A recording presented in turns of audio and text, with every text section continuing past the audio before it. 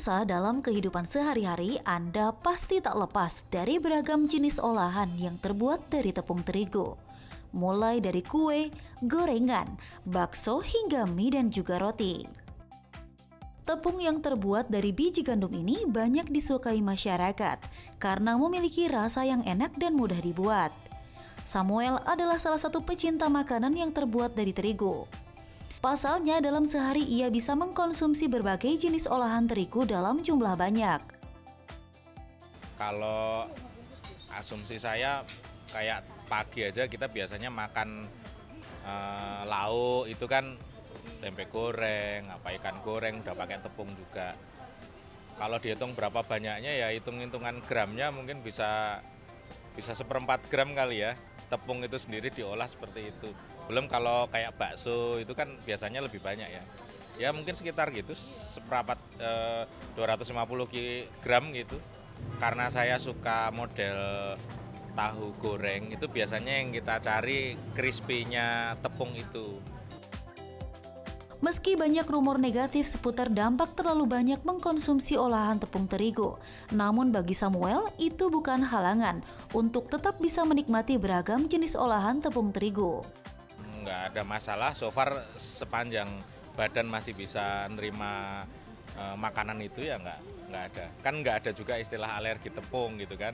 Iya jadi ya makan aja.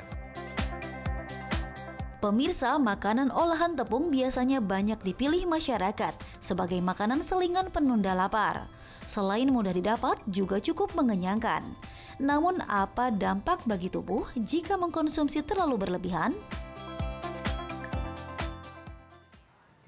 Tepung terigu itu biasanya diolah jadi makanan yang enak-enak nih Dokter Haikal. Kayak Iya. tadi ada bakso, terus di dalamnya ada Iya. mie lagi, dan ditambah lagi gorengan tuh yang Wah, enak-enak. enak banget tuh. Dan nih ya, kebanyakan masakan Indonesia ini berbahan dasar tepung ya.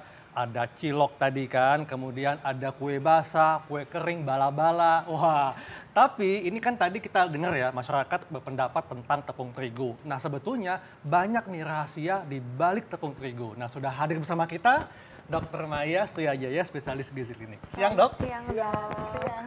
Nah Dok, ini tuh banyak mitos atau fakta yang berkembang di masyarakat. Terus ada yang bilang juga kalau kebanyakan makan tepung terigu itu bisa bikin kita jadi gemuk dan lain-lain Dok. Itu sebenarnya mitos atau fakta gak sih Dok?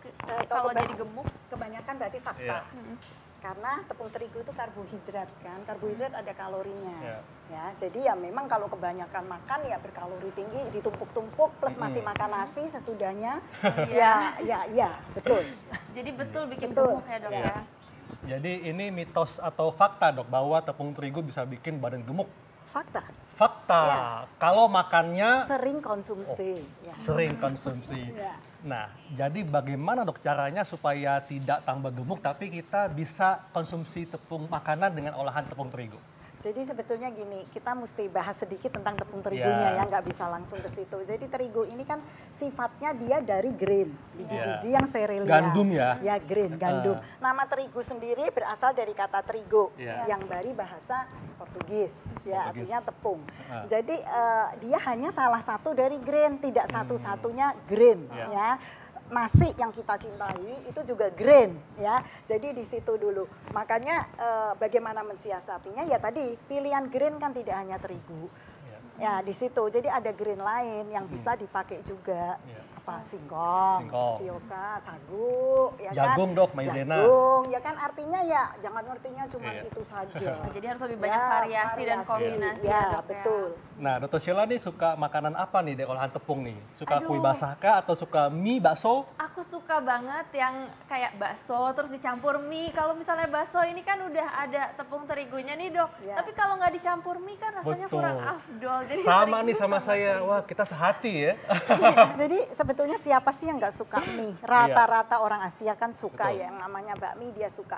Cuman sekarang gini, tiap orang tidak sama. Jadi kita hati-hati di kandungannya. Ya, di kandungan terigu itu ada protein yang namanya gluten. Nah, ini Dok. Ya, Apalagi nih, sekarang nih banyak masyarakat nih yang suka konsumsi makanan free gluten, bebas gluten. Ya. Nah, ini apa nih, Dok? Jadi gini, pada kondisi-kondisi tertentu ada beberapa yang tidak bisa mengkonsumsi gluten. Misalnya dia kalau konsumsi gluten jadinya perutnya bloating, gede, atau terus jadi nggak bisa konsentrasi sampai segitunya loh, sampai konsentrasinya pun tidak bisa.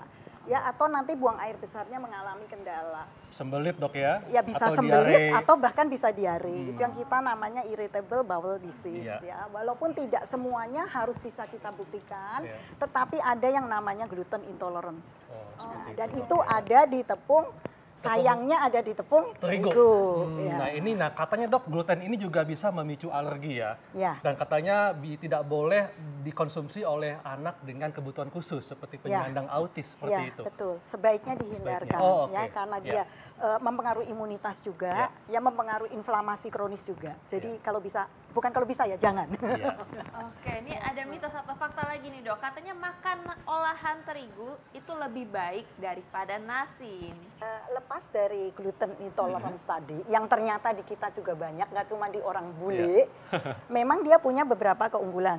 Ya. Dibanding nasi, dalam hal kalori ya nasi lebih banyak. Untuk porsi yang sama nasi kalorinya lebih banyak. Dalam hal vitamin mineral bla bla juga dia lebih kaya, vitamin B. Tapi tentu saya lupa. Tentu kita bahas brand ya. Artinya ini kalau biji nasi juga sama. Jadi kita bandingannya sama. Jadi kalau nasi atau bulir gandum itu kan luarnya ada yang namanya brand kulit ari.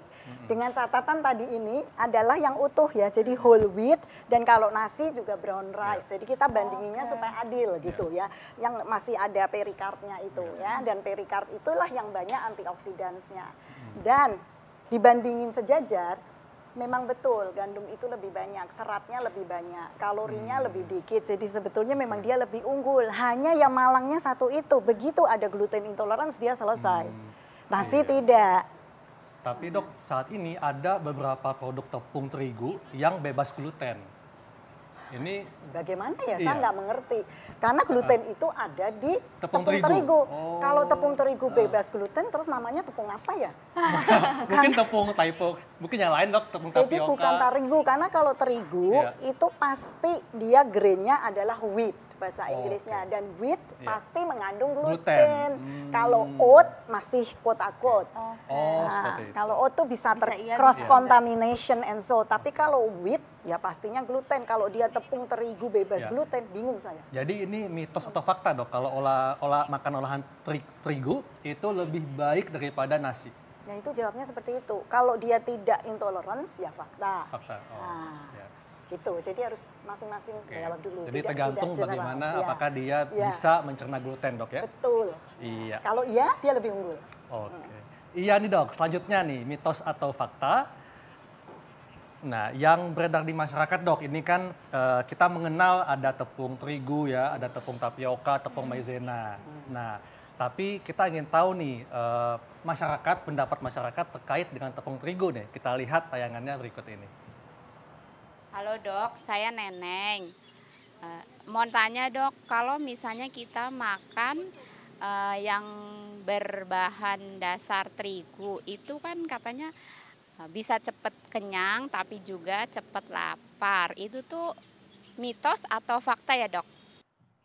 Nah nih Mbak Neneng nanya nih Dok, bahwa kalau makan olahan terigu ini bisa bikin cepat kenyang tapi abis itu cepat lapar lagi. Nah ini mitos atau fakta Dok? Jadi yang betul dia lebih cepat kenyang. Karena tadi kan kita bilang apple to apple, dia banyak serat.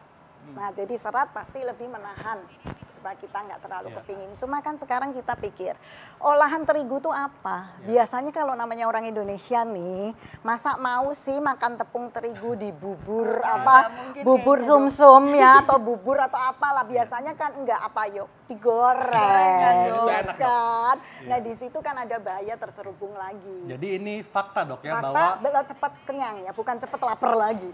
Nah tuh Mbak Neneng, jadi ini fakta ya bahwa makan Cepet olahan kenyang. terigu bisa bikin cepat kenyang. Tapi nggak cepat lapar. Tapi nggak kan ya? cepat lapar lagi itu sebab lain. Oke. Cepat kenyang tapi juga cepat lapar Dok ya, seperti itu? Enggak, Oh enggak juga? hanya cepat kenyang karena doang? seratnya Oh, lebih oke. gede dibandingin dengan nasi gitu. Oke. Selanjutnya, Nah, selanjutnya nih, ada lagi mitos atau fakta kita selanjutnya katanya. Nah ini katanya Dok, makanan olahan terigu Nah, ini kan terigu ini mengandung gluten dok ya, tapi ada juga ditambahin vitamin. Nah, tapi ada juga yang bilang bahwa tepung terigu lebih baik daripada tepung beras. Mitos atau fakta? Tadi sebetulnya sudah dijawab ya tadi. Ya, itu fakta sejauh tidak intoleransi. Sejauh tidak intoleransi gluten ya? Iya. Jadi ini benar. Betul. Fakta ya? Fakta, dia memang lebih bagus. Tapi sejauh tidak intoleransi dan tambahan dari saya, ya sejauh tidak digoreng berkali-kali. Dok, tapi benar dok ya, tepung terigu ini ada ditambahin vitamin, ada ya? Namanya fortifikasi. Dia ditambahin ya. Ada ya?